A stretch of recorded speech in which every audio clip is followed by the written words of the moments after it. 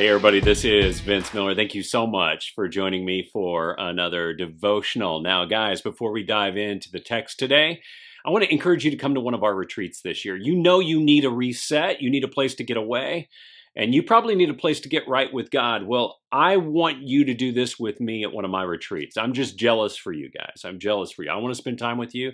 I want to get to know you, and you know you need this. I'm going to deliver some hard-hitting messages at my retreats. That's how I do it.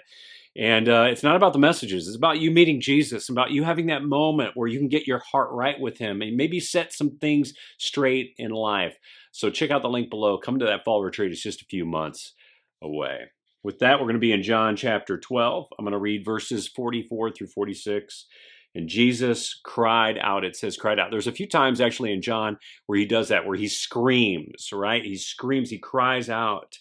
And he says, whoever believes in me, believes not in me, but in him who sent me. Remember, Jesus is not pointing to his natural life. Right here, he's pointing to the divine message of God. And he does this in this case because he doesn't want them to see his humanity. He wants him to see God's divinity. And whoever sees me sees him who sent me. I have come into the world as light so that whoever believes in me may not remain in darkness. So guys, what Jesus is saying here is pretty straightforward, I think. He excites the crowd by crying out three effects of our belief. Number one, who you believe affects what you understand, which affects how you live. It's as simple as that. Who, what, how. Now, I got to say this. I bet all my engineering friends, even before I mentioned it here, probably already saw this process. It probably jumped out to you immediately, right? But if you reverse engineer the process, you will discover that how you live will also clarify what you understand, which will clarify who you believe in. Obviously, the process can work both ways.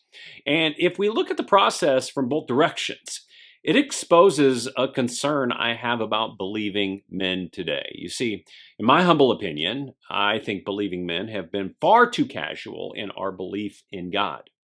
We have been passive to sin issues in our life. We have been apathetic in our marriages. We have taken a backseat in areas of spiritual leadership. We have failed to disciple and mentor the next generation, beginning with our own children. We don't read the Bible any longer. We don't attend church. We don't give to anything that God is doing. Most men don't even have a group of God-fearing men they do life with.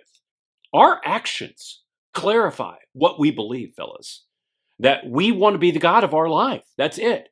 And we want this until we need deliverance that we can't provide. And then we'll demand that God show up and provide. And this is not belief in God. This is belief in yourself and using God only when you need him. And that's wrong. That's indignant. God doesn't like that. And fellas, if you're doing this, you need to reverse the process and get things in order with God, because who you believe affects what you understand, which affects how you live. So get living right, fellas. I love you. I pray this has blessed you today. If it has, share it with someone else, and I'll see you right back here again tomorrow if I haven't beaten you up enough.